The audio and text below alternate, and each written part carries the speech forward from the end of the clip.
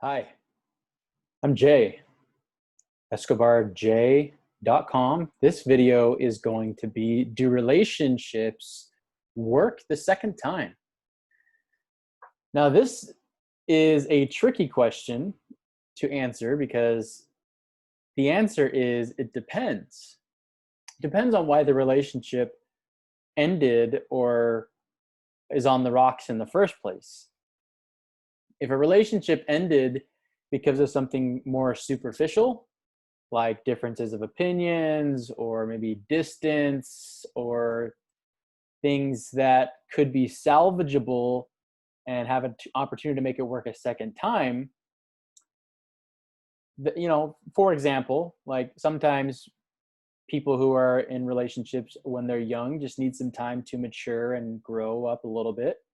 And when they mature and grow up, maybe that relationship, if it was on the right path in the past, maybe it could work out the second time. Or maybe you broke up because of distance and things were really great in the relationship, but because of distance, maybe somebody lived somewhere else or somebody decided to take a job somewhere else or something like that.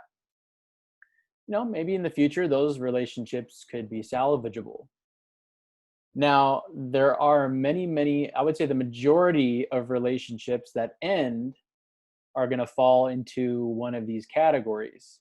And if your relationship fell into one of these categories, then I would say walk away, find another relationship, find somebody who will treat you like you deserve to be treated.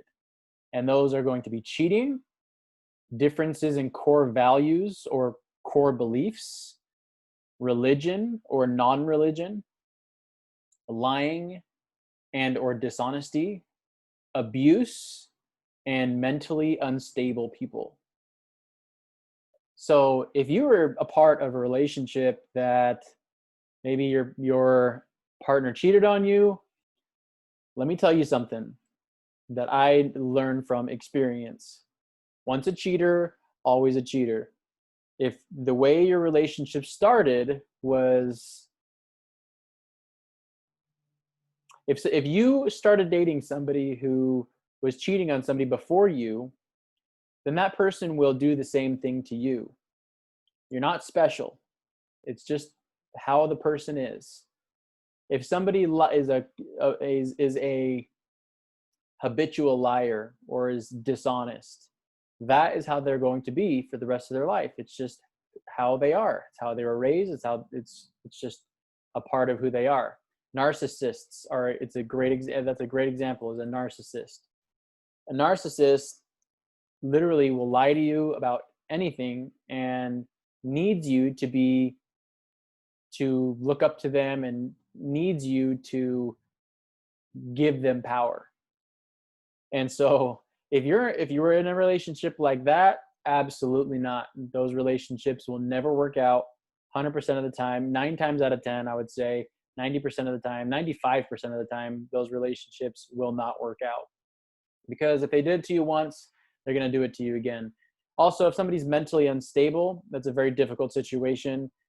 And I would say find somebody who is stable, find somebody who is level-headed. And a lot of times people have bipolarism, depression, they have codependency. I mean, those types of mentally unstable, or maybe even worse, like narcissism, or maybe somebody, I mean, obviously hopefully you're not dating like a schizophrenic or something like that, but if you are, you may love that person and you may try to make it work with them for a while, but those relationships just become too toxic eventually and they just don't work out. They're just not meant to last a long time.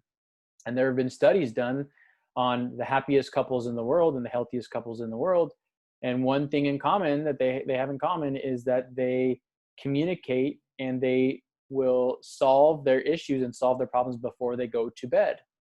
So that is key. And if you are in a relationship where that's not happening, or if you spot these kinds of other behaviors, it's best to just walk away, find somebody else to put your time into, your emotions and your life into, because the greatest gift that you can give anybody is the gift of your time, because you only have the time and you can't get your time back. So it's important that you're very selective with your time and very selective of who you give your time to.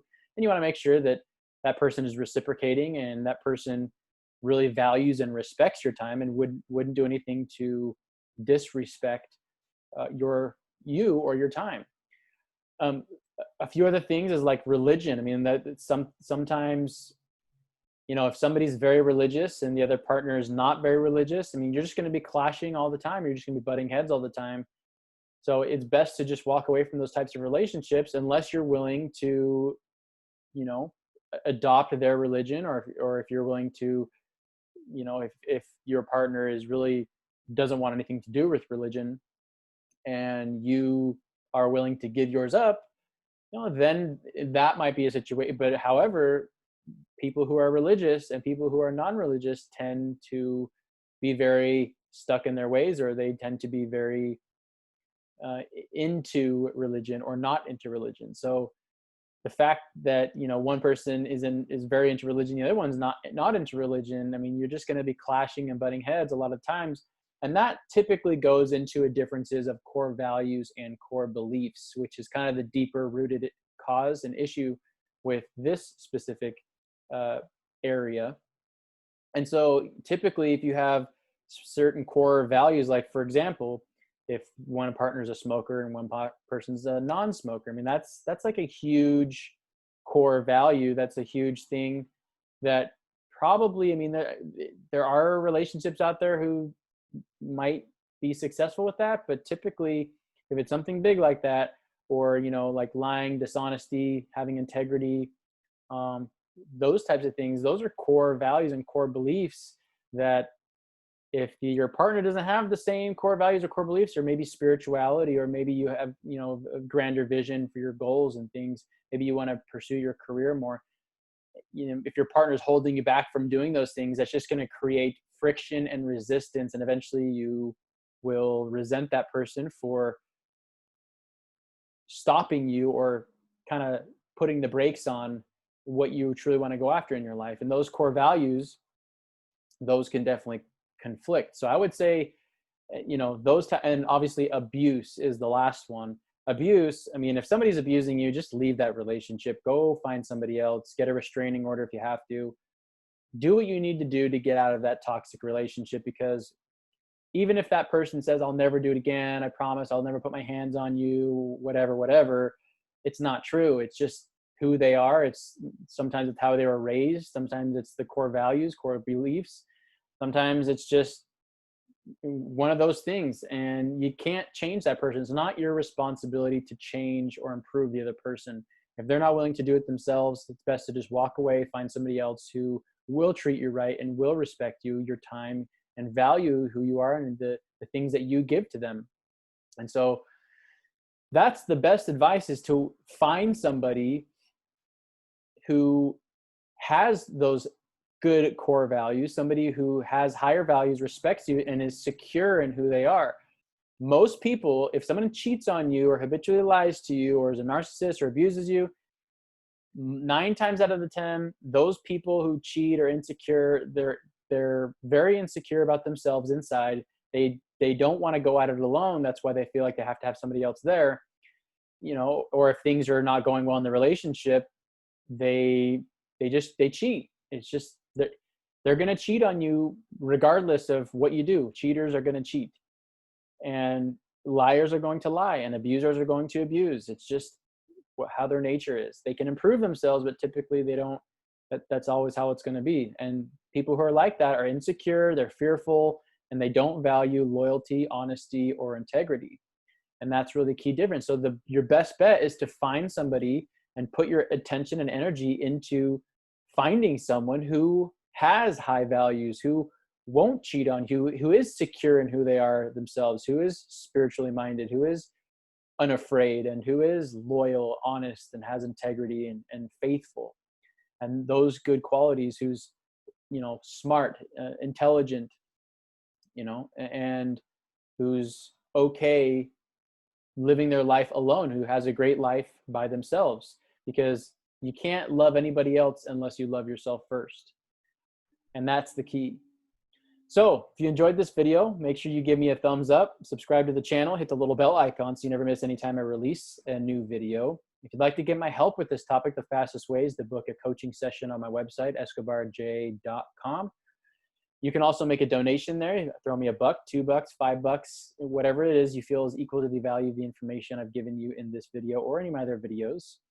And at the very least, do me a favor and just share this with any of your friends and family on any social media platform. Maybe you know somebody who's in a toxic relationship and just needs a little kick in the pants to leave, and to not be afraid. Don't be afraid to leave somebody just because it's comfortable or because you're familiar with them. It's much better to find somebody else and to go at it alone if you have to, and live a single life, live a life by yourself, and figure out how to be happy intrinsically first. And then you will attract somebody who values you and your time. That being said, hope you're always learning, always growing, and always pushing forward. And I will see you in the next video. Take care.